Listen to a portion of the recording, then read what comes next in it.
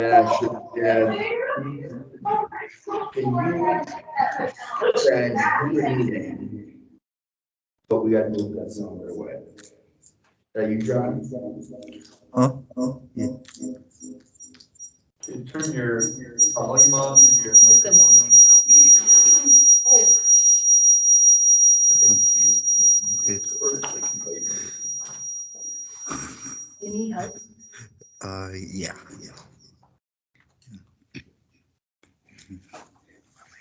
All right. Mute yourself.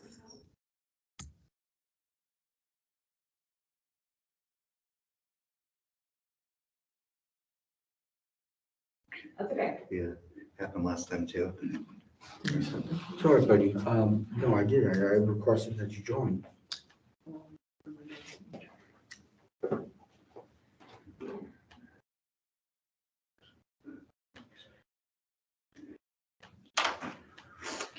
Can I unmute my speakers? Don't. Nope. They can hear you through that. Yeah, whatever you do, yeah. Your mic is that mic, Yeah. just like everybody else in this room. I will forward the whole arms. Just send it in the chat. I have to grab it from the, I have to grab it. Grab it. I don't know why I never. I'm doing something wrong. Well, we'll get it figured out. Copy. All right, I think we're good. Yeah. Are you in the meeting? Am I on video? Yes, I'm in the meeting. All right. So if we're good then now, then I'm gonna call the meeting to order at 4:35 PM. And there we go. Hello, everyone. Welcome to another glorious Thursday. At the 14th, which now is in my head, thanks to Advisor Rome. So yay. Man, October's halfway, almost halfway through, I guess. It's crazy. But happy everyone's here on the ride. So I'm gonna hand it over to VP Shockey so he can take a roll call. Take it away, buddy. President Green, Here. I'm here. VP Yildiz, Not here. okay. Advisor Rome, Here. Senator Baca is here with us in person. Senator Cardelli. Here. All right, Senator Jones. Here. Senator Klonsinski. Here.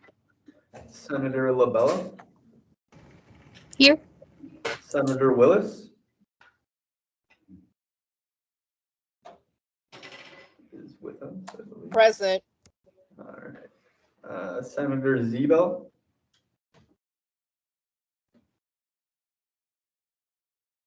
Not with us. Okay. All right. And Senator Linder. Here. And Senator Zhang. Present. All right. That concludes roll call. All right, awesome. Thank you, VP Shockey. Corrections and approval of the previous meeting's minutes. We do not have minutes. So watch the video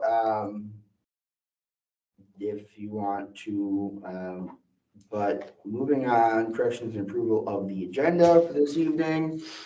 That we've got, everyone received an email of that and available, and I will sit here quietly and just wait and entertain a motion when anybody is interested in doing so. Sarah Lavella, is that a motion to approve? Yes, it is. All right, a motion's been made, and Sarah Jones, is that a second? Perfect. And all those in favor, if you could use the hand raising feature now, keep your hands up. I know Ella, you're gonna do this in person, so keep your hand, everyone just keep your hands up. And John, if you could use that, you comfortable using the hand raising feature? Do you know where it is to do it?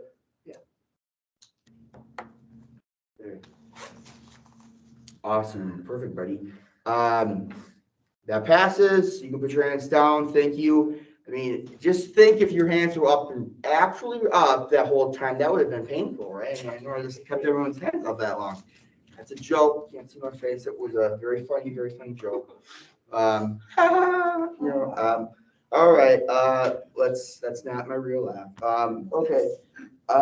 Moving on then to public comments and Sarah Jones or Sarah Labella. I see two hands up on my screen that I'm looking at in this laptop right now. I don't know if I see, oh, there we go. I see one down. So Sarah Labella, your hand is still up, at least how I see it. Then, yeah. Well, as long as we've got, that's why I'm pointing at the specific thing, laptop or device I'm looking at, instead of this one over here, which I would be pointing at. Okay, so no public comments. We have no one. No guests tonight. I really do think though that next week is. It's not. Okay, well, good. All right. Don't worry about when I said next week. We're good. I'll let you know when we gotta be ready. Because Dr. Daniels will be joining us for one of these meetings at some point. So we want to make sure that we're as prepared and engaged as possible. So, but not next week. So that's why it's great. The 28th. So be ready for that. John, did you get kicked? So you, oh, I see what you're doing right now. My battery's running low on my laptop. Buddy. Oh, okay. I got you. All right, cool. So, that said, one sec. You good? All right. That said, I'm going to move on to officer and committee reports. Executive council report with President Green.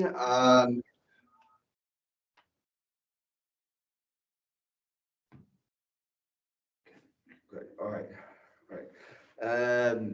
Basically, we went over appointments for senator appointments for Ella, which was great. She's now on some councils and committees. And we talked about, I think the biggest thing that we talked about was the fact that we're going to have hopefully you're going to go into more detail about this advisory room, but we announced that we're going to have a town hall on November 10th from 12 to 1, which is on a Wednesday. And we're putting out a book. So that means that we're going to need everyone to be there and not obviously in person's best, but not, when I say everyone be there, I don't mean actually literally everyone be there. I mean in one way or another. And it's going to be exciting. It's just the time to spread the message around. So spreading the message around, and if there's questions that can be asked of students to us, here's an open opportunity that is being extended, that's being spread across all the entire schools, college community. So I think that was the biggest aspect of our conversation, as well as helping to move along the goals of the 3-year plan and to see where we're at with it. So that concludes my report, and I'm going to move on now to admin and finance with VP Shockey. Yeah, so we met with Candace Jacobs of the executive leadership team, and she shared more information with us about club funding requests and the process clubs go through to get funding approved. So we're learning a bit more about that process and also brainstorming some improvements that we can make as we take on that responsibility. We also do have a new member of the finance committee, which we're super excited about, Senator Zhang. So we're looking forward to having you on the team. With that, that's my report. All right, thank you. No, we don't have a legislative rules committee. We don't have a VP of LA anymore. So if anyone's interested, obviously let us know. Moving on, team development committee, VP Yildiz is not here. So we don't have a report for that, I don't believe. And then moving down, Public Relations Committee, we do not have a report for that. Hopefully will by the next meeting. So I'm just gonna say that ends that, and move on to special reports. Advisory report with Advisor Rome. All right.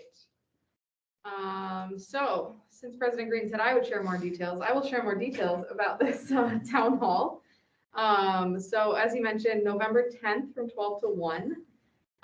The idea with this is that Senate will spend some of that time kind of giving an update on the things that you're working on, and sort of put out some prompts to students to give feedback on. Students will be encouraged to come with feedback on those ideas, whether it's related to the Racial Equity Committee or student engagement, how to get more students involved in Senate, or other ideas that they have or concerns that they want to bring. So that's kind of the big idea. The exec team will be working on kind of what that short presentation will look like. Hopefully we'll have a vice president of PR pretty soon, work on getting like a whole campaign to market it, and then hopefully get students to show up. It will be hybrid. I think President Green mentioned that. As many members of Senate who can participate in person would be great, but hybrid is also a perfectly good option too.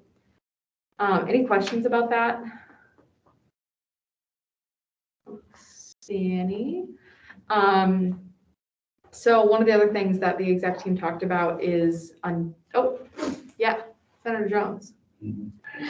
Hey, so the point of this is to get more students involved and answer more questions. Am I right in my understanding of that? So I think one main goal is to make sure that students know that the Student Senate is here for them. And then the other is to hear from students directly what they want Senate to work on. So this could help inform the work that Senate does in the future, and get some feedback on the current things that Senate's working on. Okay, as a maybe bonus, we could get some new senators, but that would not be the primary purpose, is not like a recruitment event so much as a dialogue discussion. Okay, thank you. I appreciate it. Yeah. So one other thing that I'm going to be looking into is how or can we get a subscription to a service called Constant Contact. It's a like e-newsletter platform that Student Life just started using. And if we were to send messages to all degree credit students, it would be very pricey for Student Life, but I think might be able to fit into the Student Senate budget. So I'm going to do some digging around to see if we can do that, if there are any barriers to making that happen, and hopefully find the funds for that. So it would come forward in the form of a bill before it would actually happen, because it's well over $100. But I think could be a really great tool for Senate to use to reach out to students. Yeah, I see a question. Who is it? I have too many windows open. Odeli. All right, what's up? Hello. Yeah, I was just curious. So what, if you could maybe share what this platform is, or like what it provides? Yeah, so it is, and we can go into more detail if we definitely decide to do this, but basically it allows for us to create newsletters that look nice but are also accessible, especially for people who use screen readers, who are maybe visually impaired or blind, and tracks things like how many people opened it, what links they clicked on, and would just generally, I think, really increase engagement with Senate's emails, because currently all that we learn when we send out emails is people complaining and trying to get off of the email list. And the content we have is basically just text.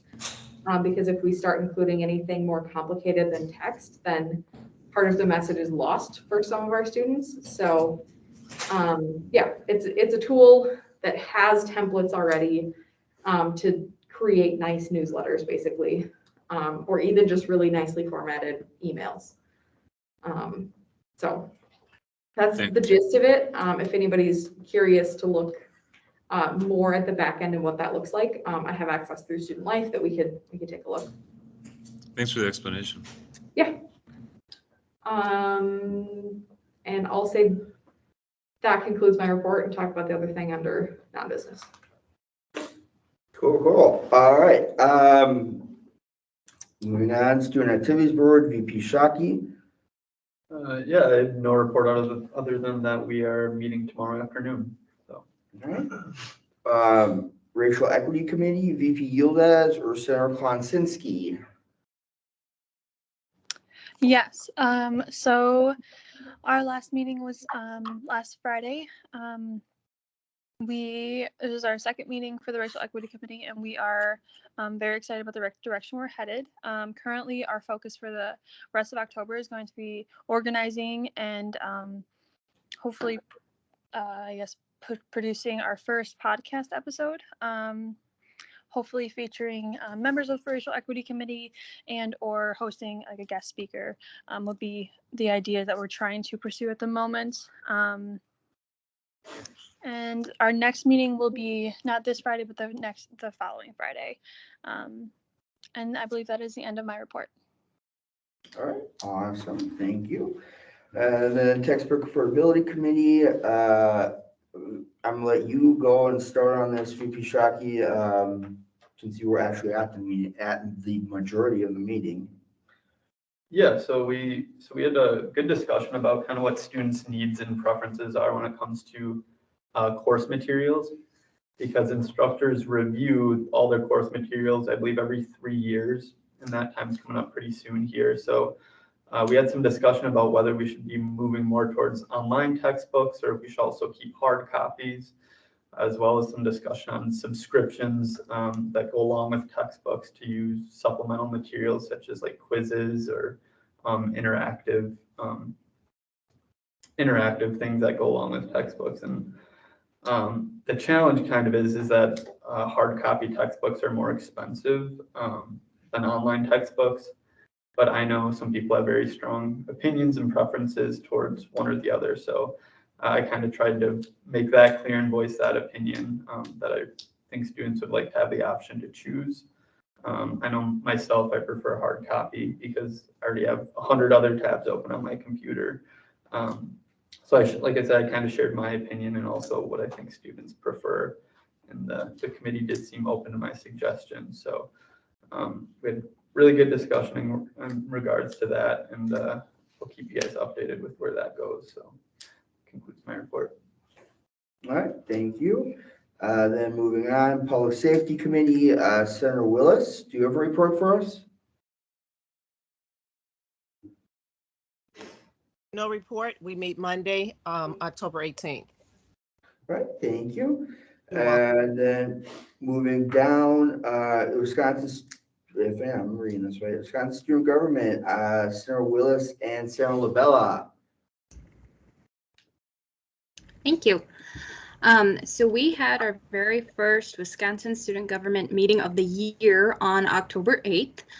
For those of you that don't know, WSG is a student organization made up of student representatives of all 16 technical colleges in Wisconsin. I serve as governor and voting representative for Madison College, and Senator Willis is the lieutenant governor, and Advisor Rome also comes to these meetings with us. We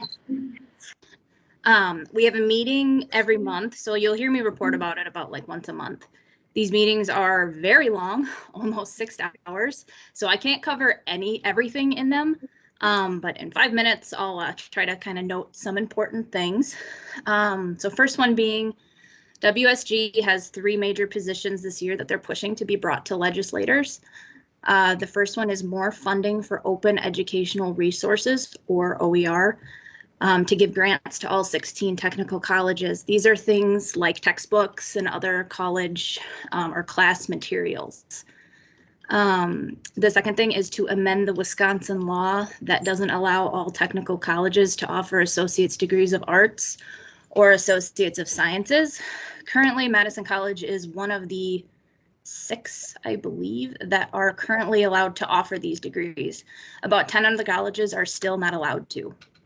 And the third thing is WSG is also supporting an increase of 11.8 million GPR in each year to increase the average Wisconsin Technical College System grant award to about $1,100 and to expand the pool of students that are eligible to receive that grant. We took a vote on these 3 issues that would be WSG's priority this year, and I believe it passed unanimously. Second thing is we had Representative Todd Novak of the 51st Assembly District join our meeting, and he reviewed WSG's goals. He indicated that he was willing to work with WSG on the goal of more funding for OER. He also said that WSG should be asking for more than the planned amount, which was originally $160,000. He said we should ask for much higher than that. So fingers crossed that that does happen in the future. Elections were held for the Executive Council of WSG. One position was filled and another was not, which sparked a big debate about WSG's current policy of the Executive Council needing to be made up of at least 4 different colleges. Subcommittee was created and new legislation for WSG will probably be coming soon to vote on for that. That was just some of the bigger things of the meeting. Our next one will be held November 12th. If any of you want to know more about these meetings, feel free to message me. There a lot more is covered than just this. This is just the kind of hot topics that I'll be bringing to GA. And that concludes my report. I'll say, Senator Willis, do you have anything that you'd like to add as well? There's a possibility you may not, but I always like to ask. Well, the only thing that I would add is I was happy to see that 12 of the 16 technical colleges were actually represented in the meeting, because I just know from previous experience of attending that we don't necessarily get that high a rate of attendance. And all of this is building up to the culmination of the legislative seminar to be held in February of 2022. So stay tuned. We'll be presenting more information about that as it becomes available. That's the end of my comments on the report. Other than that, it was perfect. Thank you so much. Awesome. We like to hear that there are perfect reports. I like that. All right, regional and metro campus reports. Reedsburg is currently vacant. Watertown, Sarah Linder, do you have a report for us? No report really. We've got like a family fun day going on at the regional campuses this next week. Pumpkin painting, I guess. So I plan to go to the campus on Wednesday and just kind of see what kind of turnout we have and meet some students. Awesome, sounds great. All right, then moving on, Portage is vacant. Fort Atkinson is vacant. At Goodman South, Senator Jane, do you have a report for us? No report as of now. All right, moving on, College Assembly and Council reports. College Assembly, Senator Chowdelli, do you have a report for us? Yes, so we had a meeting yesterday. Let me look at my notes here. So it's kind of a long meeting. We took up the full 2 hours. Granted, the first 45 minutes was just like introductions, but we had at least an hour of actual, like presentations and into the meat of the meeting. So let's see here. Textbook Affordability Committee. They presented some stuff, basically gave us an update, and I don't really have any like takeaways from it. I guess they were kind of just like talking about what's in the works. Nothing concrete yet. Let's see, finance. And also I should proceed by saying, President Green, if you have anything to add after, please totally add in anything that I overlook. And then the Finance Council, they issued a statement that So it was like the first read, and then I think next time there's going to be a second read, or maybe we vote. I can't remember, but basically the statement is it was on like student debt and how to basically balance like managing this outstanding debt from the students, because like last semester they actually just like forgave some of it using the COVID cares money. So I think, I don't know what they're planning this time around, but they want to like consider something along those lines, but also like promote financial literacy for the students and not just like basically just give everyone a free pass all the time. I'm guessing it sounds like they want to be like they want to accommodate students, but they also want to basically teach responsibility is what it sounds like. That was just the statement. So that's kind of the lines of reasoning they're going off right now, and their plan is that statement got approved. So their plan is basically then to go forward and try to solve the problem kind of with that perspective in mind. And then we had a work group presentation. There was like a work group that met in August on like how pay and stipends happen for like student senators and other part-time like positions, etc. And yeah, they basically just did a kind of presented what we talked about 2 months ago, and it was basically just like to bring it up for like feedback. So that's still kind of in the works. Nothing really concrete yet there. That's about all I have. I don't know if President Green wants to add anything. Feel free. Thanks. Yeah, thank you, Senator Tardelli. I guess I would just add that finance statement's obviously going to be brought up tonight. You're gonna see it. You're gonna see the rest of the statements brought up there under it's the prioritization that's going to be in that's under the non-business housekeeping items, feedback on shared governance priorities. That's what's going to be talked about. So you guys are going to see all that. It's going to kind of be talked about in more detail. This is only the first half of a two-part thing that we're going to be doing, giving feedback, and it's going to go into a bigger, greater thing on just really it's I think the entire. Just wait and hear about it back until then. All right. And as far as the work team, that goes for student employees as well as part-time and student senators are obviously student employees. So I just want to make sure that was clarified. Is it clarified in addition? Guidance. I know that there was the biggest topic from that was the making sure that it was described more in detail when the duration of the terms went from and how. And yeah, I would say like that's the biggest thing. I don't think that we thumbed anything on that, honestly. It was just introducing it. I believe we're just introducing it to be simple, right? Priorities?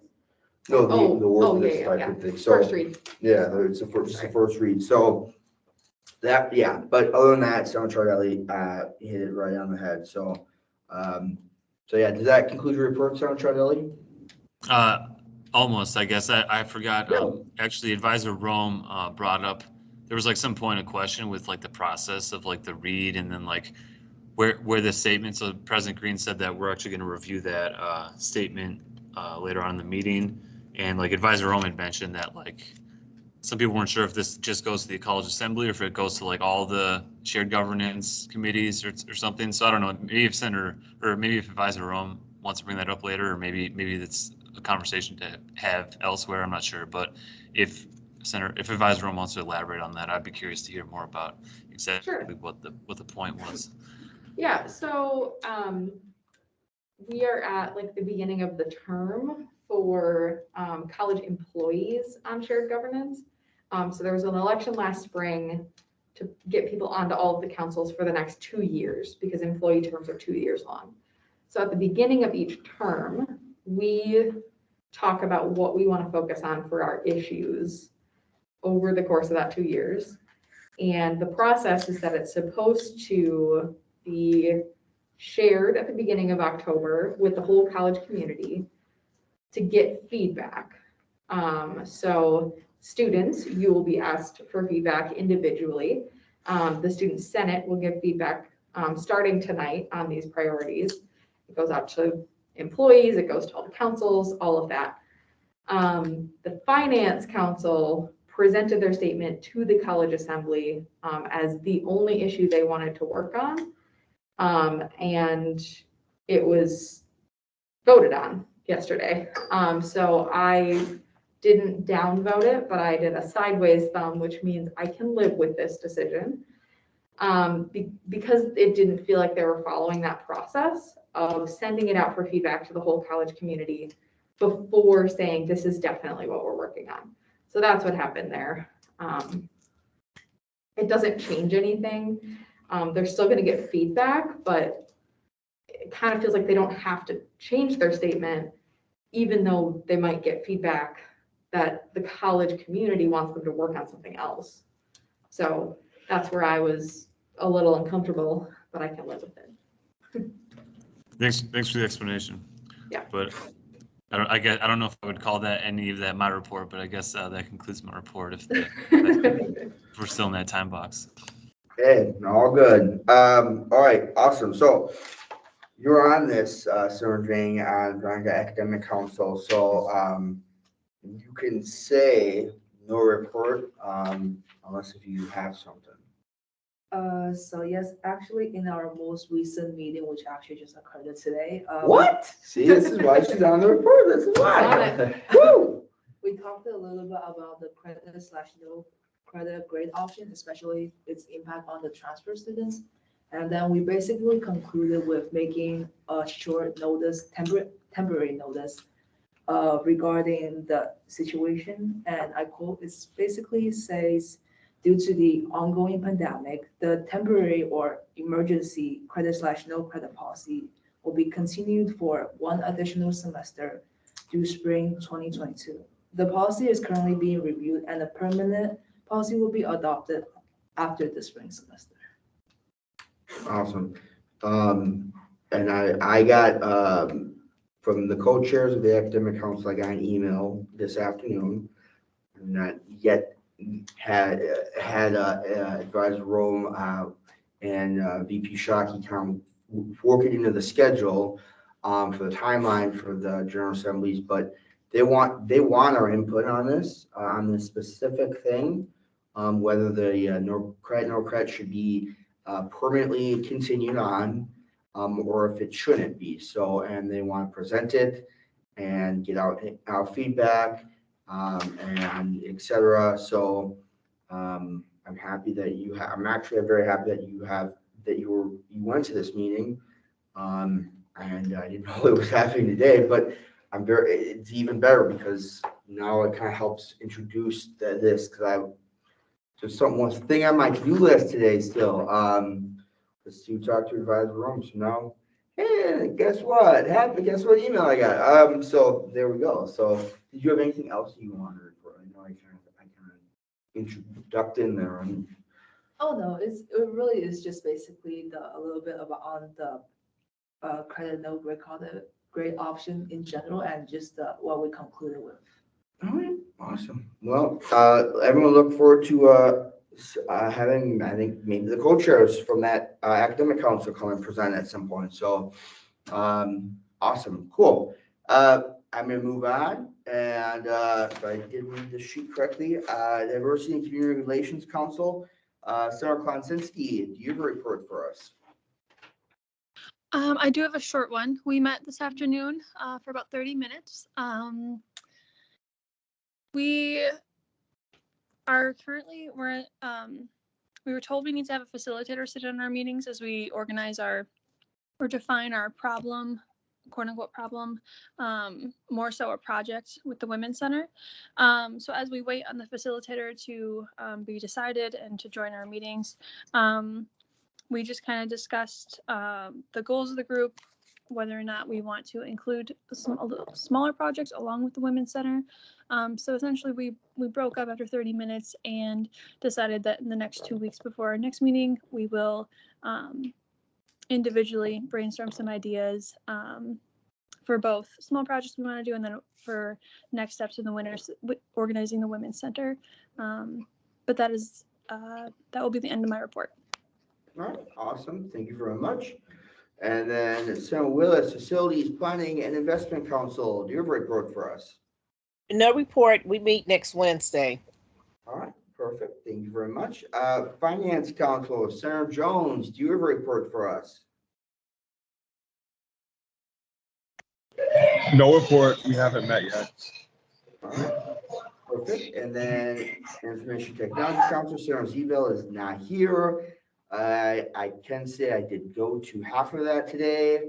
So I will help Senator Zebel out and say that we went over a proposed, I'm just gonna call it PowerPoint, of a consumer, I'm gonna say it wrong. I always say consumer advisory board. You hopefully remember what that part from the IT council presenting the priorities yesterday, and getting that actually assembled with faculty, and then having it be an event that would take place for like half of the day, and then have beverages and food, and then it's a big thing. That didn't really make a lot of sense because I wasn't at the previous meeting to that. But that's going to be shared out. And again, you guys will see what I'm talking about, what it's actually called, and someone will correct me on how I said it wrong, hopefully. But yeah, I wouldn't. That's where I took where I had to leave halfway through because class is more important. So that concludes Senator Zebel's report, and he wasn't at the thing at all. So moving on, Institutional Effectiveness Councils, VP Shockey, do you have a report? We haven't met since the last GA, but at our next meeting, we'll be reviewing the shared governance priorities, just like we're going to be doing tonight at 7. So, yeah, that concludes my report. All right, awesome. Professional Development Council, Senator Jones, do you have a report for us? No, I do not. We meet October 18th. All right. And then Student Affairs Council, you reading this typo on here? Sarah Labella. So I don't have a report from a meeting, just on a more Senate level. So I will regularly be giving Senate updates to these monthly meetings. So I'm just encouraging everybody, if there's something you think that should be brought to Student Affairs Council's attention, just let me know and I will add it to my report to them. Otherwise, our next meeting is actually tomorrow. And that ends my report. All right, perfect. And that concludes that section. So old business items, we do not have any. And then moving on to new business items. And then Vice President of Public Relations election for Sarah Labella.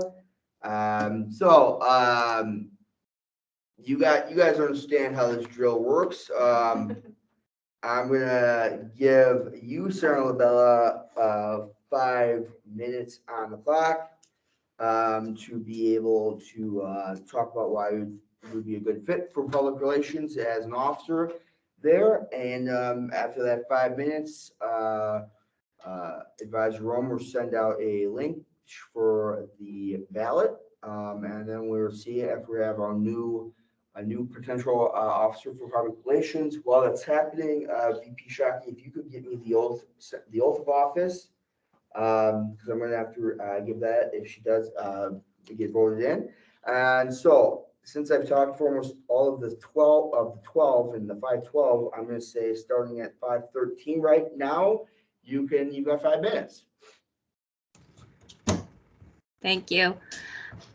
Okay. So, why should you pick me for Vice President of Public Relations? Well, for starters, I have been an officer before. We also need one. No, okay, seriously, I am very experienced with PR duties. I worked for a nonprofit before coming to Madison College, where I ran various social medias, one of which having about 30,000 followers. I did tabling when we attended events, and then I also organized events for this nonprofit as well. My degree is in business, but I'm emphasizing marketing as it's always something that I've been very passionate about and pretty good at. And a lot of that translates into the types of duties VP of PR does. I think Senate is kind of in a weird place right now with trying to figure out how to connect with the student body in this more hybrid space that we're in. Some students are virtual, some students are on campus, and a whole lot are doing both. So I don't know that I or anyone else knows a 100% foolproof way to reach every single student, COVID or not. What I do know is that with my current knowledge, the many resources within the college itself, and through collaboration, I think that we as Senate can be successful with reaching our fellow students and then be better equipped to help them. All right, do you have, that was very well said. You start at 5:13, so I just want to make sure you're aware that you've got like 4 minutes left. If you do not want to say anything else, you know how this drill goes. You don't have to. Again, it was well said, but I just want to make sure that you have your full amount of time, or else I'll start the questions early. Nope, that is it. I just wanted to allow time for questions.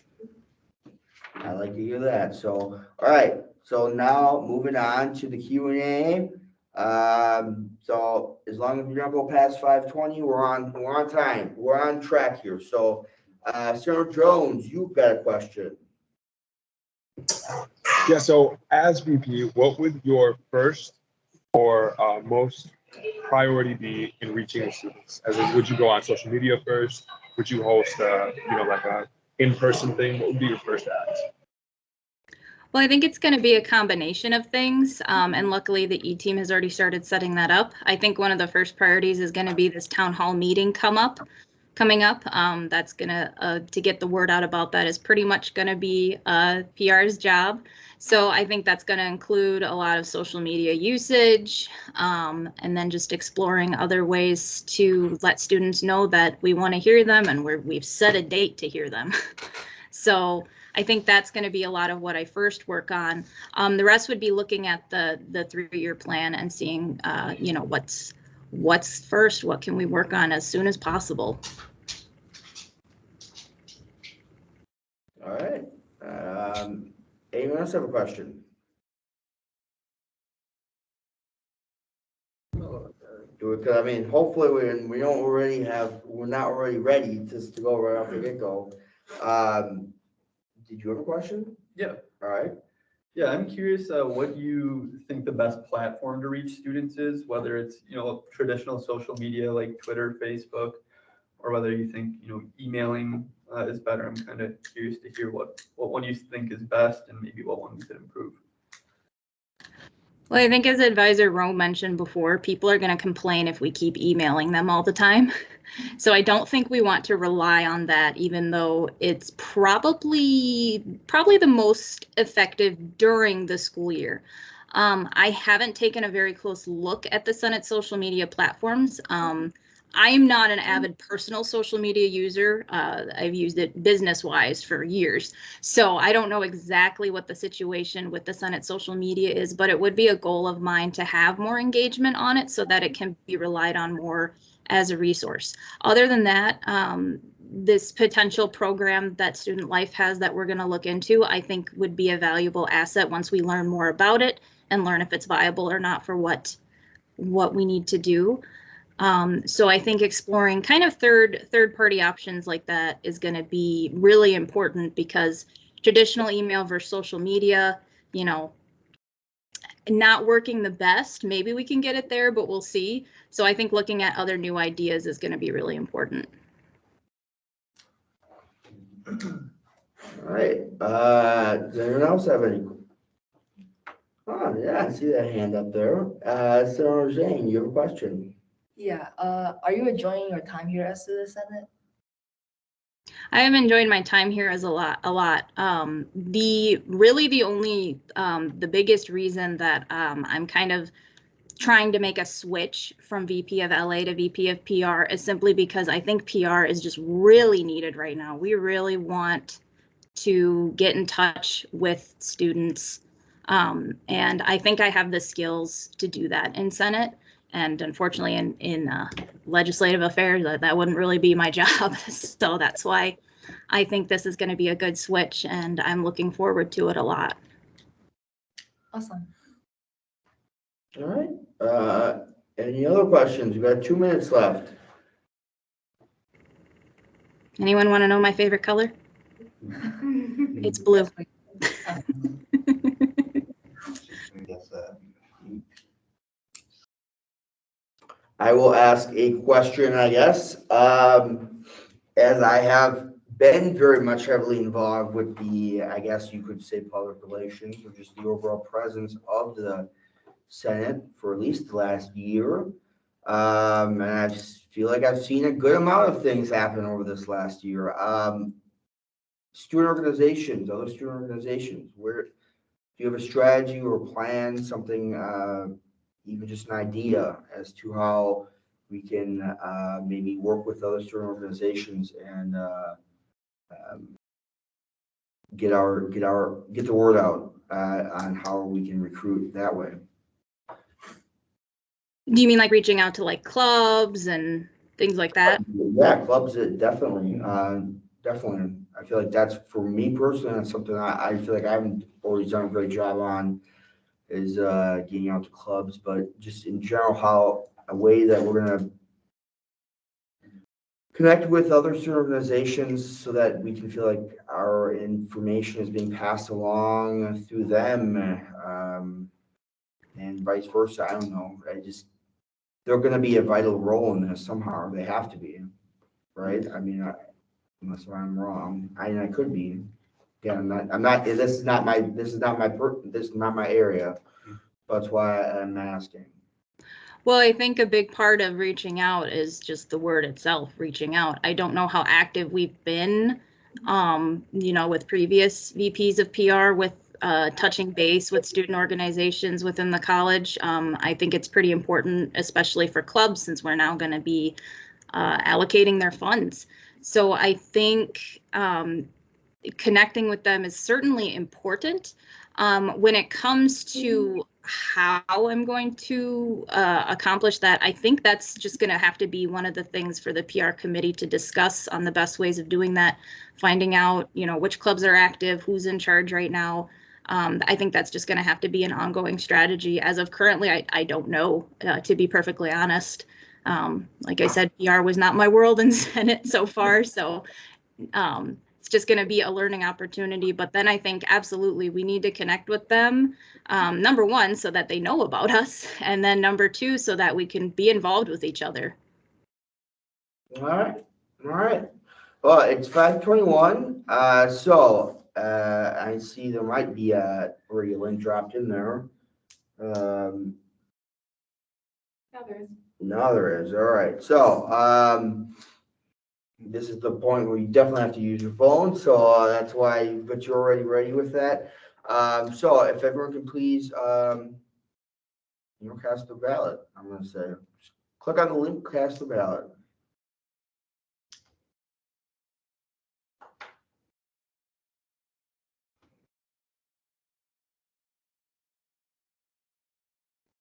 You tell me how many I'm looking for. Yep.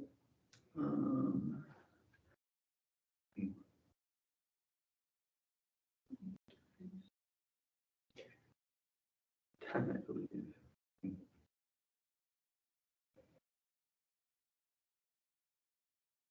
Just basically everyone besides you, Advisor Rome, the Senate account, and myself. Yep. 10.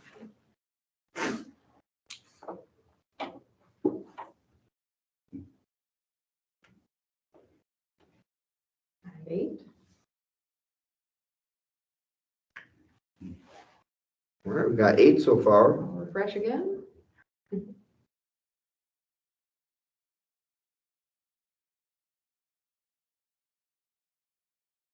still have 8. Let me double check here. We have 1, 2.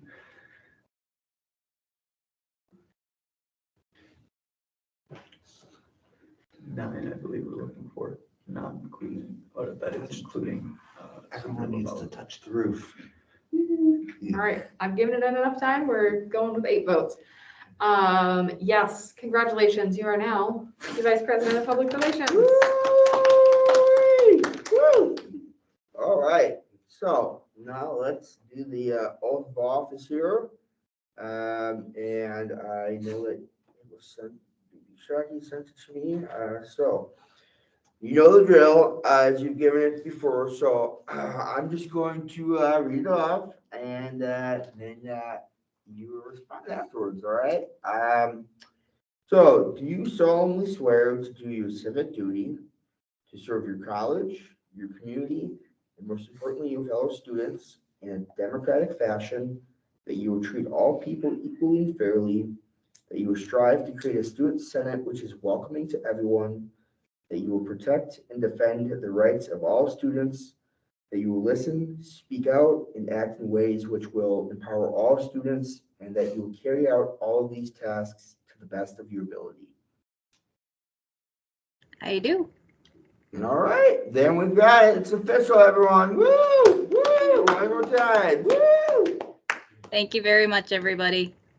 All right, so there we go. We've got it. Now that that important business is over and done, we're gonna go down to new non-business housekeeping items. We're gonna head over to Advisor Room for the feedback on shared governance priorities. And we got 50 minutes for this one. So, Yeah. So I gave a preface already, that these are the priorities that the councils have submitted so far. Does someone have a timer going? Start one. Thank you. So basically the feedback that, they are looking for, is in this, let me make this a little bigger.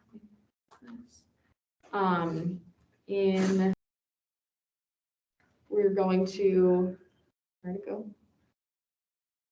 Okay, actually rank these, 1 through, I guess, up to 4. Basically saying, we think this is the most important priority that this council should start working on first, down to the least important, and then offer any comments that we have based on these priorities or other things that we think might be missing. So other things that academic council, for example, should be working on.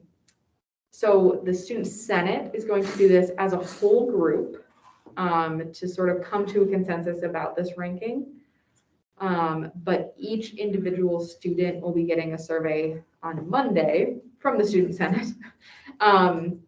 You should absolutely take that, because there's going to be a sort of organization competition, which we can send more information about next week. So I just want to make sure we spend the time ranking and giving comments. And we will get as far as we get in 15 minutes. If you want to extend the time, we can. Otherwise, we will continue next week because a couple of the councils don't have their priorities in yet. So we'll start, get as far as we get, and then see what we want to do. So I think a good idea would be to not use Robert's rules during this section. do you look at your teams, VP Shockey?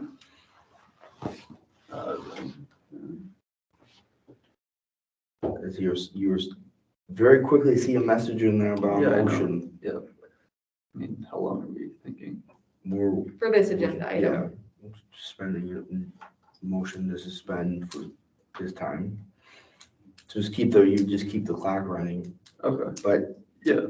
basically it was you to make the motion, but Sal Chardelli, you have your hand up. Yeah, I motion to suspend Robert's Rules of Order for this agenda. All right, a motion. No, that's all right. Motion's been made, VP LaBella, that sounds so much better now. Is that a second? Yes, it is. All right, all those in favor of suspending Robert's rules for the next 15 minutes, use the hand raising feature now, please, and keep your hands up.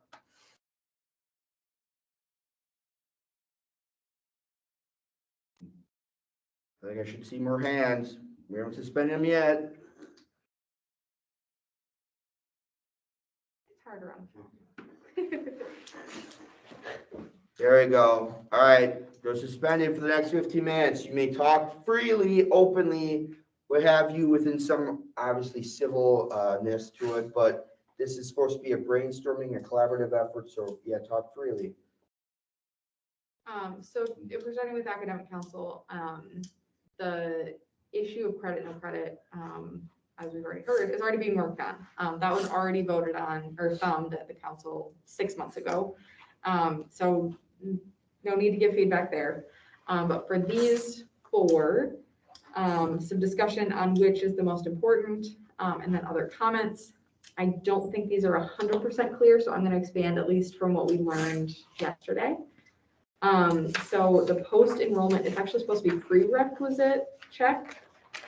Is basically Madison College doesn't unenroll students if they don't meet the prerequisites. So say you need to pass this math class to get into the next math class next semester. You fail it this semester, you can still go on and take that other class, but it could mess things up. So they want to look at maybe how that policy works. The second one is pretty clear, classroom live. Amani, when I suspended minutes, obviously, no one wants to interrupt over somebody talking, but, so I appreciate, but you can openly talk. You don't have to raise your hand, unless if we decide as a group that that's how we want to do it while somebody's talking, but the Yo, sorry, I didn't mean to raise my hand. That's my bad. Oh, all right, then, I'm sorry, bro. The second one, pretty clear, classroom live is like a hybrid way of doing classes. Faculty advising, that was pretty unclear, specifically what they were looking at. Just faculty, I think being like The top academic three, advisors. the top three, the credit, no credit, the post-enrollment, and the modes of instruction and training on Classroom Live were the top three main things they wanted to really say that they were interested in addressing. The other two, they were very vaguely open and saying, we don't know what, but we think we might. So what's everyone thinking? So they're thinking of changing the post-enrollment prerequisite check policy, or they're just gonna like review to see if there's something they can do to make it better? They want to look at it. Right now, someone. Could you leave those up, Senator Wells? I The will, criteria? freaking out. So what, no, someone could like take a course that they need a prerequisite for? Someone could be in a, so say you're in a degree program credit right now where you have to take one class into that next class and you have it structured that you are taking it with one semester to the next semester. So far, you not having that final grade in, could enroll into that next class, hence that, you're able to enroll, like say next week when enrollment opens up, you could enroll into that class even though you haven't finished taking the current class you're in that you need to take to get into the next one. You could fail the class that you're currently in, have to still take that class again, but not get unenrolled out of the next class that you need to get. So like you'd be in math 1, you need to be in math 2 as the next class up. Oh, I'm not doing good in math 1, but I enrolled in math 2 because there's no restriction saying I can't do that right now. But it ended up being that I ended up failing math 1. I'm still on the hook for math 2. I think they get it. Your question was, are they trying to change the policy? Yeah. They want to look at it. Okay. So Good, with good. any of these issues, it's Thankfully, not, I was feeling I was not like a confident in yes that. or no, like it's wrong or it's right. They're supposed to be really open-ended so that they can gather all sorts of interest from around the college to determine if it should change. Right? Is the one about training, training for faculty to do online live classes? Is that Yes. what that was about? Yep. Okay. I know I've personally had a lot of teachers that had a lot of struggles in their online classes. That sounds like it could be really beneficial with us being a more online society. I agree. Oh, is that the document too? I was just gonna ask for I that. shared it in the chat in case my computer freaks out again. Perfect. It's ridiculous.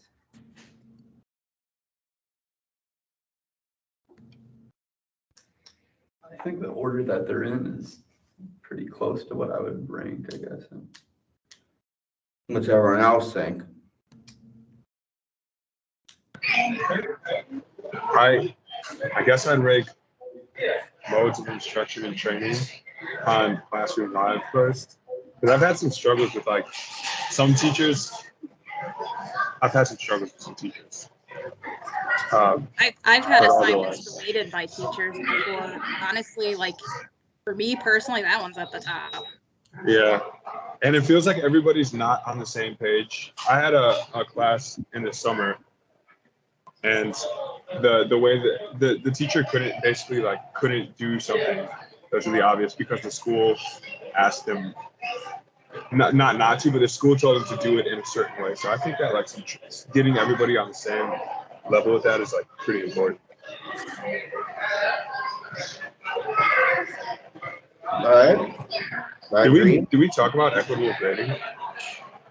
Did we talk about equity and what?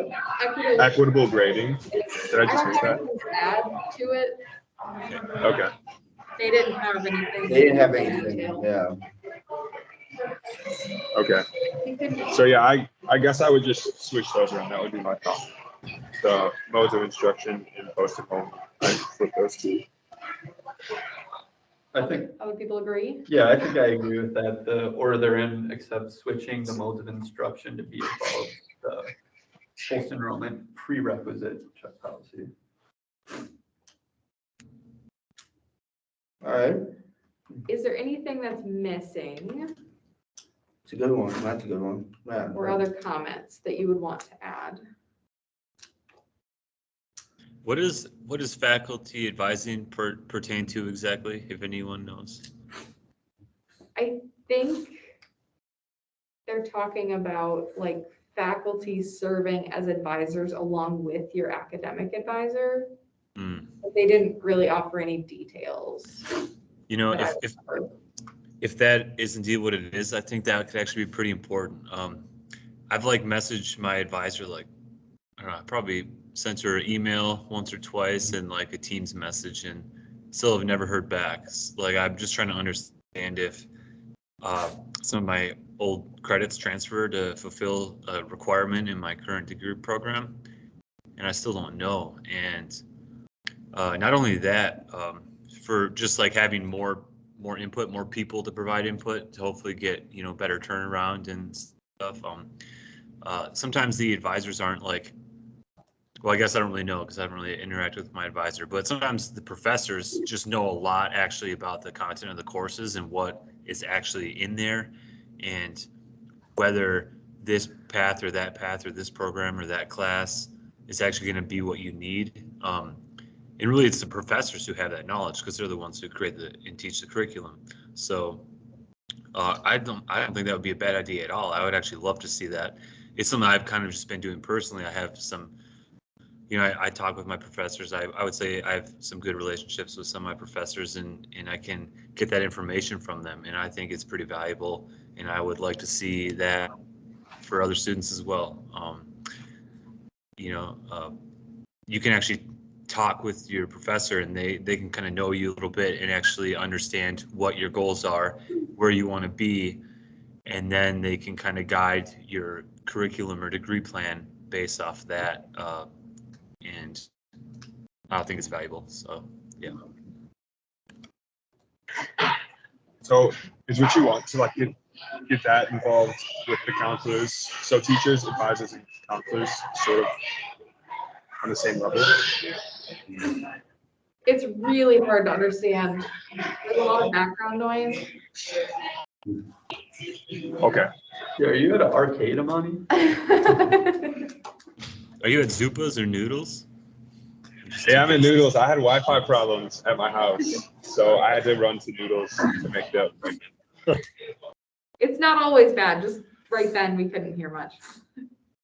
I think he said our advisors and faculty and like professors and advisors, would they all be on like the same tier or something? Is that what you said? Like, Kind of like, because from what you said, what I can make out, it's sort of like that's kind of what a counselor is there for. But I mean, would you agree with that? yeah, I mean, it's like the role that a counselor or advisor would provide, but just coming directly from the professor instead. But I guess also I should qualify my statement by saying that some of the best conversations are actually with one of the professors who's the department head. So like he probably knows the curriculum for the whole department very well because he's like the department head. So maybe not all professors can be expected to be so knowledgeable, but I'm guessing that new professors who only have taught one class maybe not be the people who step up to be faculty advisors, if that's actually what pans out. But I guess this is all speculative. But yeah, to some degree, Senator Jones, yes, I think it would be like a duplicate fulfillment by professors, the same role that advisors are fulfilling. Yeah, honestly, I'm all for that. I've been told a couple different things by a couple different advisors and counselors. So any more guidance on like how to get to where I want to go, I'm like for that. I don't know. I just don't know if I'd rank it. I guess then I would do the modes, then the faculty advising, if that was what it's for, then the post-enrollment, then the equitable grading. Yeah, I still like online training as like the #1 priority because I think that's just affects everyone, and it's we can't really get away from that, and it is important. I think faculty advising could be bumped up in priority personally. But I am going to interrupt just to say it has been 15 minutes since we suspended Robert's rules, so I'm not sure if So they're suspended for the whole item. okay, so no time. So we can go as long as we feel. Okay. Yeah, Sure. what I would suggest, maybe if everyone feels good with this, maybe, we've talked a little bit about it now, this specific council, if we all ranking one being the most, or I think there's 4 items, is there 4 items on that thing? Yeah. That we all just put our own, each one puts down like what they think it should be, like 1 through 4, then we can maybe compare. That's gonna take forever. I'm just trying to figure out what the best way that maybe we can have a good meaningful talk on this where we're getting at least everyone's input. And also be able to feel like we're making at least some ground. So yeah, I'm open to ideas as much as I mean, again, we're suspended, so we can be here as long as everyone is comfortable with it too. So is anyone super strongly opposed to the current ranking? I think everyone's like kind of pretty in agreement that the modes of instruction should definitely be first, because while faculty advising is definitely important, and I'm not saying it's not, our first agenda is definitely making sure that the classrooms are functioning properly in the first place. Yeah. So. I would agree.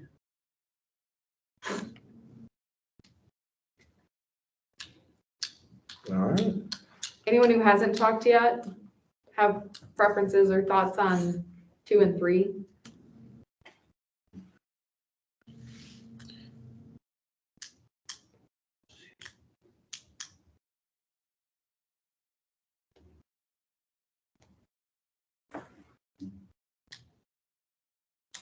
Okay. Everyone okay if we move on to Diversity and Community Relations Council?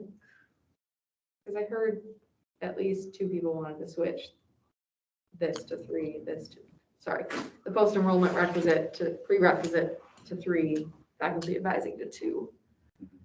Yeah, I mean, I don't feel like crazy strong about it, but I think I would prefer seeing faculty advising as #2. But if people don't feel the same way, it's not something I'm passionate about. The only reason I don't feel the same way is simply just because I feel like we don't have enough information about what they're looking to do with faculty advising. I think if we had more info, because I agree that it's important, I just don't feel like I know enough about it. I think the post-enrollment prerequisite check policy is good just because it's such a specific lens, whereas the other ones, they're more kind of broad. So I think that one's good just because they've identified a specific issue. Whereas I agree, I think faculty advising is a little more broad. It's obviously a concern, but I think So my only thoughts on the point number 2 there, the post-enrollment requisite check policy.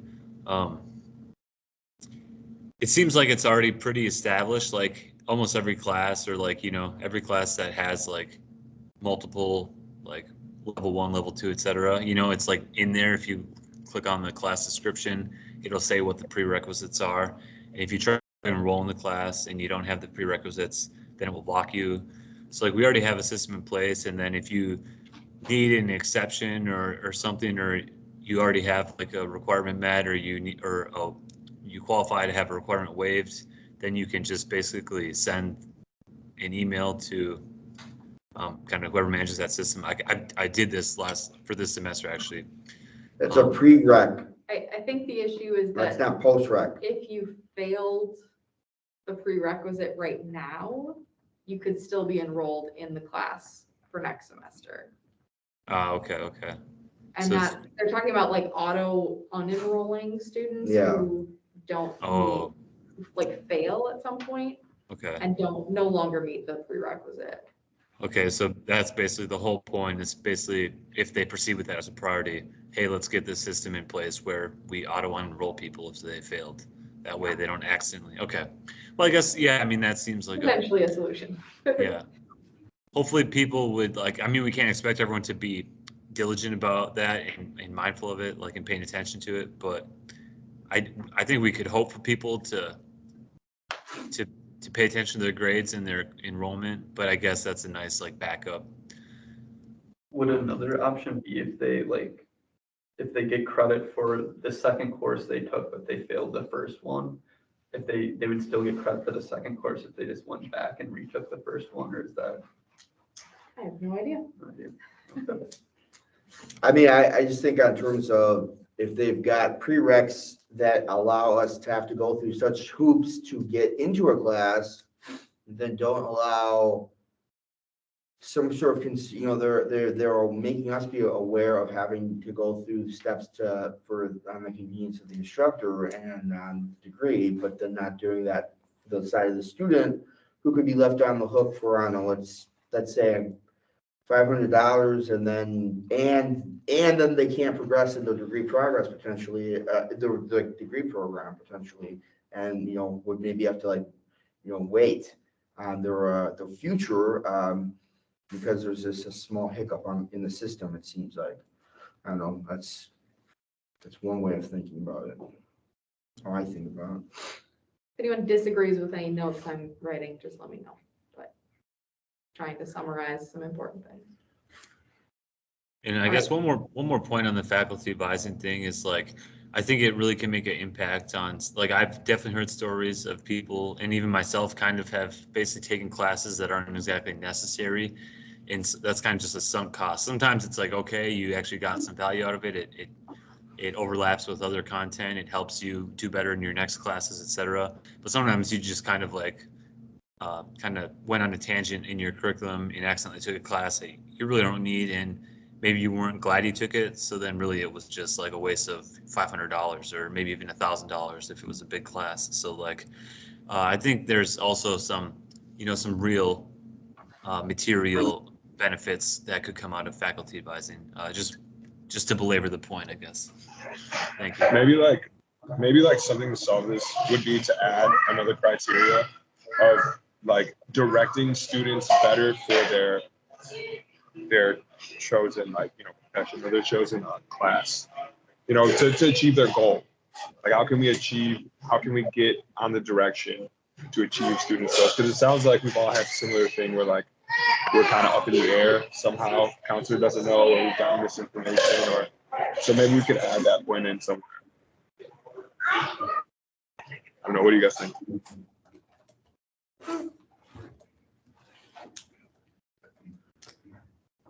Am I allowed to throw something out there? Of course. Yep.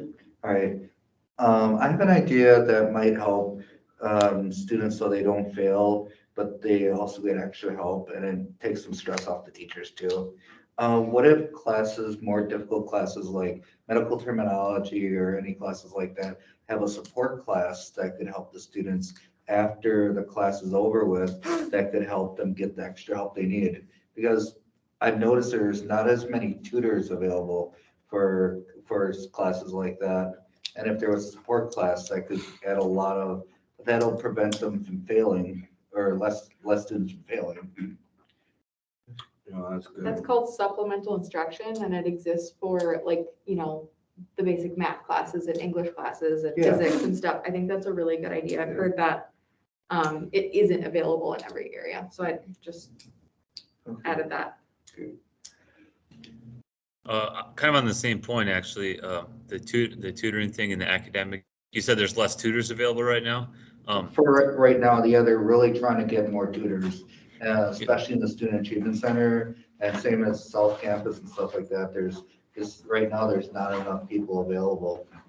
So that's interesting. Like actually one of my professors just asked me if I would be interested in being a tutor, but he said he's not sure. He's gonna ask, but he's not sure if it's gonna work out because I'm also like in the course. He said so. Like usually, like you're supposed to have already taken the course or something. But like yeah, I don't know. That's an interesting point. So maybe just another point of evidence that maybe we should kind of based off what you said, my own experience. Maybe we should look into the tutoring situation as well. Like I don't know if exactly where that will fall in on here, but something to keep in mind. It sounds like a couple people have noted that so far that we have a tutor problem. Yeah, this is. And I'd just like to add, because I actually tutor as well, but I do it through the Accounting and Business Open Lab. They will take you if you are in the class and your instructor says that you are doing well enough to help other students. All right, cool. I'll keep that in mind then. Thank you for that too. You're most welcome. Okay, should we move on to DCRC? All right, so starting with discussion of the current proposed issues. I don't know, Caitlin, if you feel comfortable talking about any of these. I didn't want to put Ella on the spot with your first day on the academic council, so I described him. I can, I'm on the gender and LGBTQ plus sub council, and that as far as like the diversity and community relations council meetings, there's only been one formal one. And we really only met for like 30, maybe 40 minutes before we broke off. So I don't have a ton of knowledge in the other defined goals and I guess focuses of the other groups. But for the gender and LGBTQ plus, as I've said in the last couple of my reports, I guess like the larger goal of the sub-council is topics that support inclusion of staff, employees, and community members of all genders and sexual orientation. But we have most recently been really focusing our attention on the organizing and implementing of a women's center at Madison College, specifically at Truax, but with the intention of expanding to all campuses. This is, of course, most likely a long-term goal. It's not something that just can happen in a semester or two, but that's where we have been focusing most of our attention in the last few meetings. I think that's all I can add as far as that goes. I can try to answer questions, but I think the other ones are pretty clearly laid out. It's not quite as vague as faculty advising. So, yeah. Thank you. Yes. So they did not present these in like 1, 2, 3, 4. These are as you just heard, the 4 sort of subcommittees, but they would like for Senate to prioritize 1, 2, 3, 4. The impact of the pandemic, where it says explore ways to support staff and employees. So that's just like Madison College staff, nothing to do with students, right? It looks like it. Okay. Then my thoughts on that are just we're kind of a voice for the students, not the employees, as much as I think that's probably very important. I don't know that I would rank that very highly for our purpose. That's just my take on it. I see that, but also at the same time, it's like we have a integral relationship, and the professors and staff interest is in our interest because we depend on them. But I see what you're saying.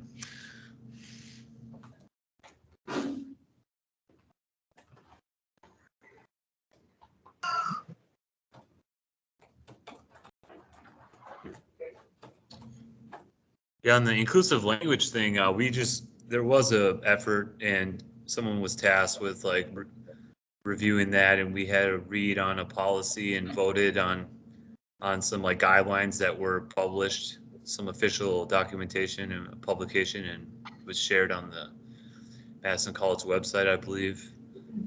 So I don't know if like they just weren't aware of that, or if they This wanted was the more. group that did it, so I think they're building off of where they started last year. Okay.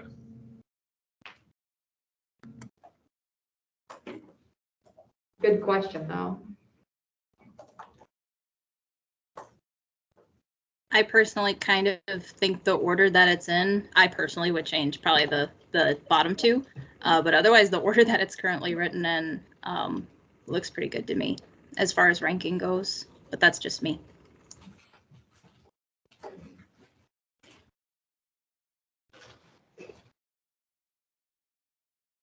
I also think that the top two, at least, gender and LGBTQ support and inclusive language has always just been two topics that's always been pushed forward even before the COVID pandemic.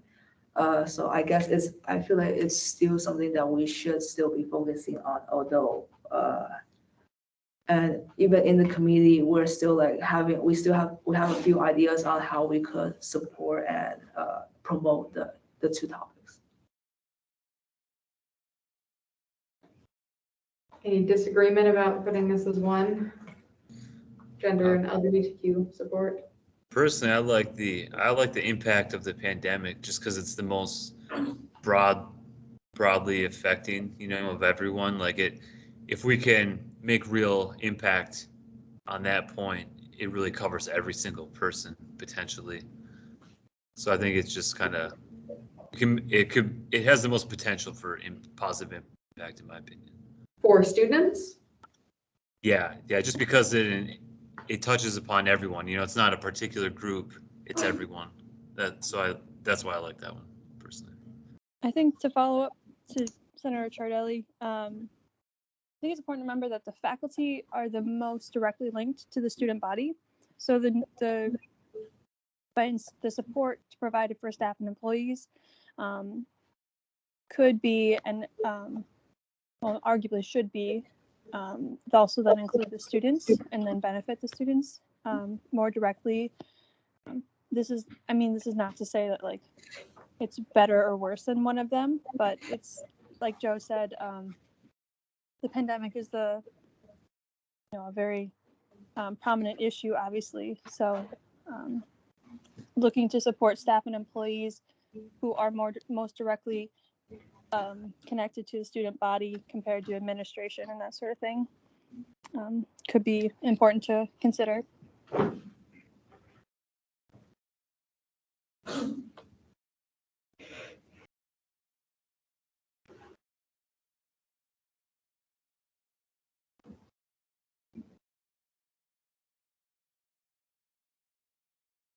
Anybody else?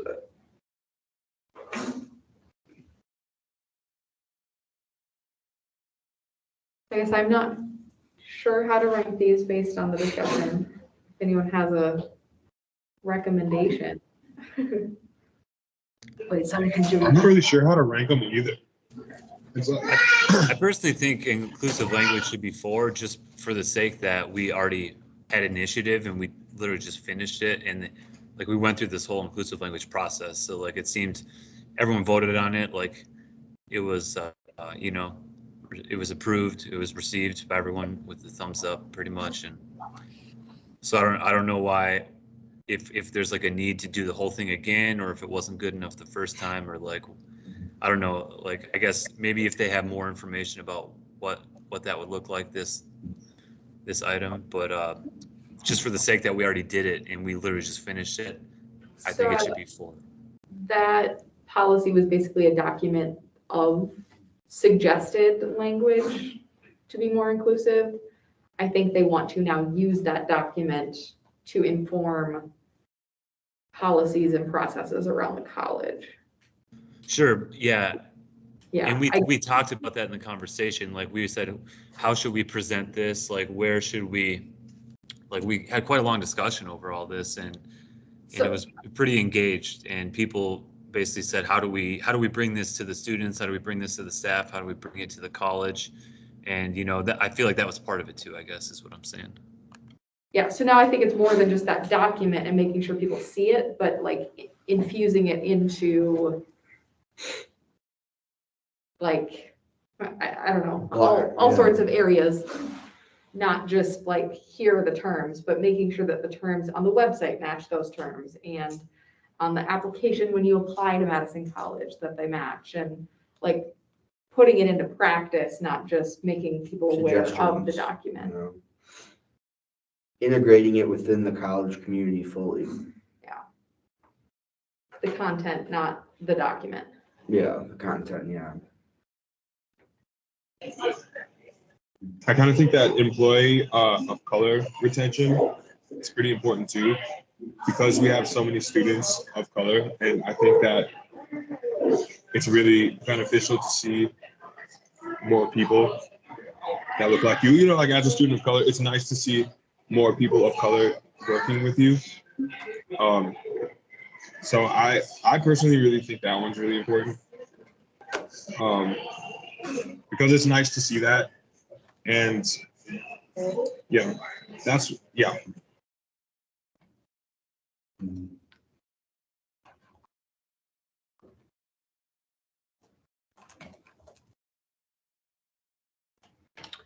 Right, This is just too hard. I feel it left us with a impossible task.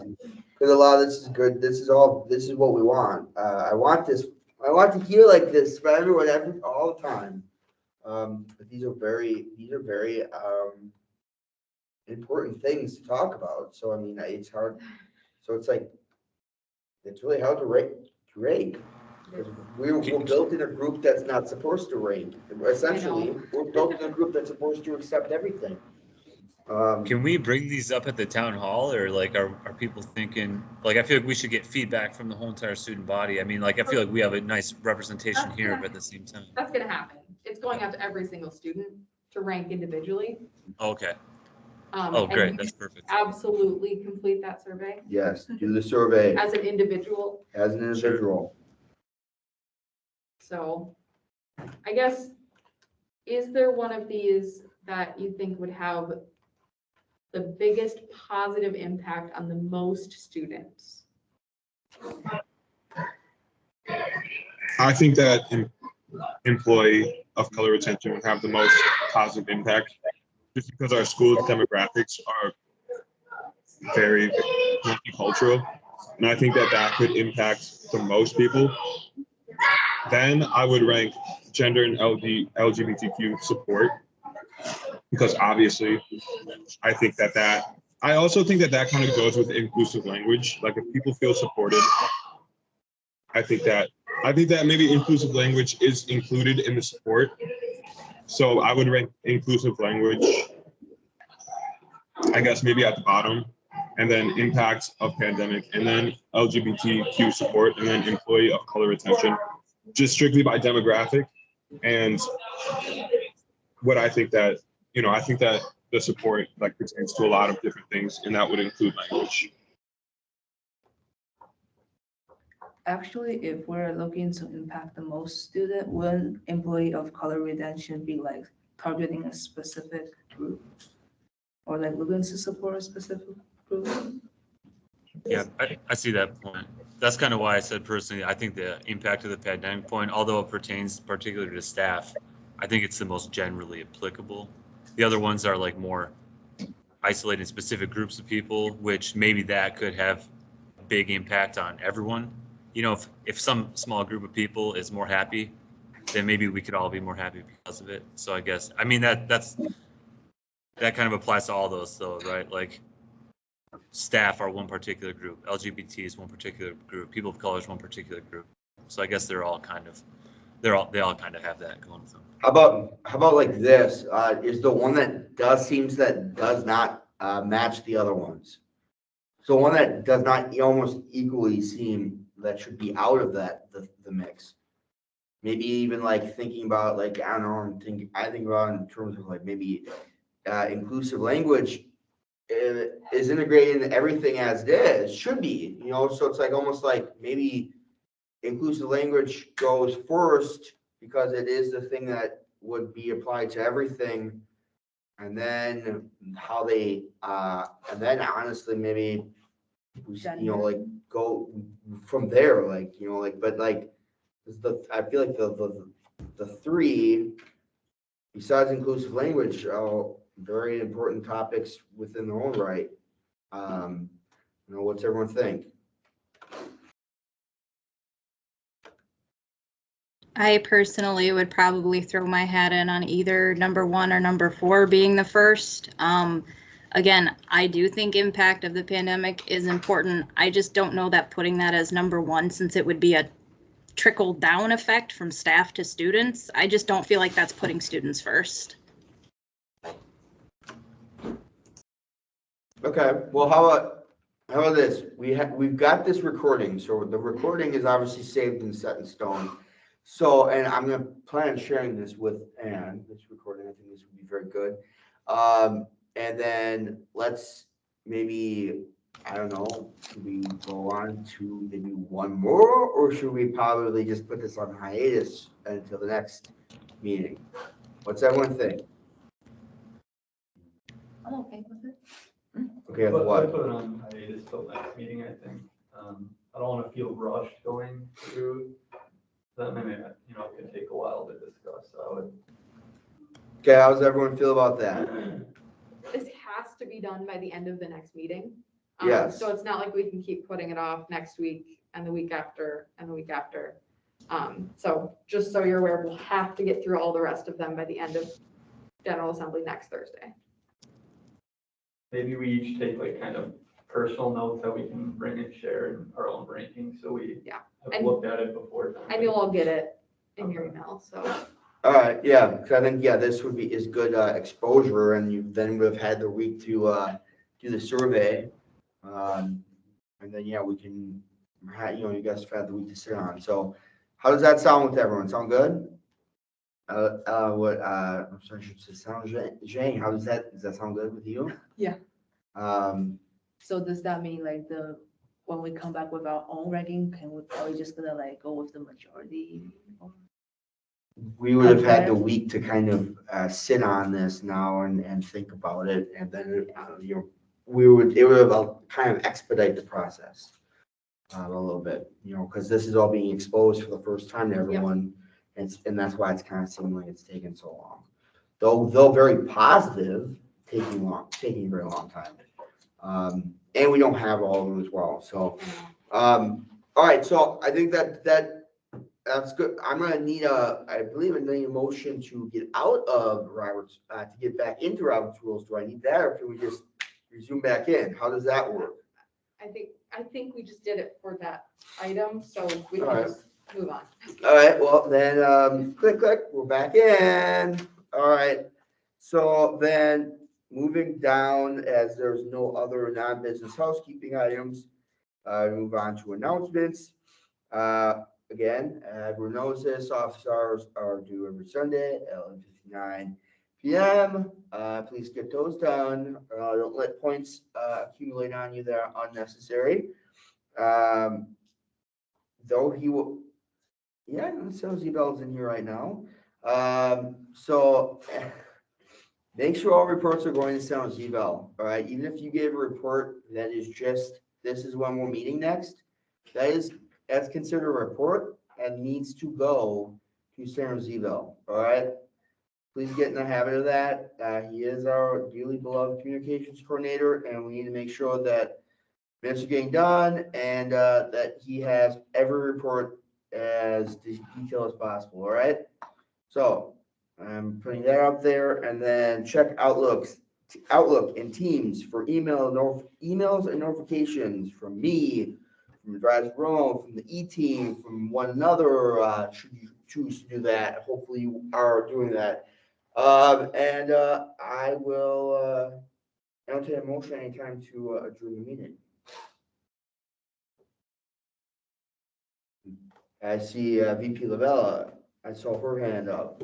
The motion to adjourn. Yes, it is. And is that second from you, Senator Zhang? Yes, the motion. All right, seconded by Senator Zhang. All those in favor, use the hand raising feature now and keep your hands up.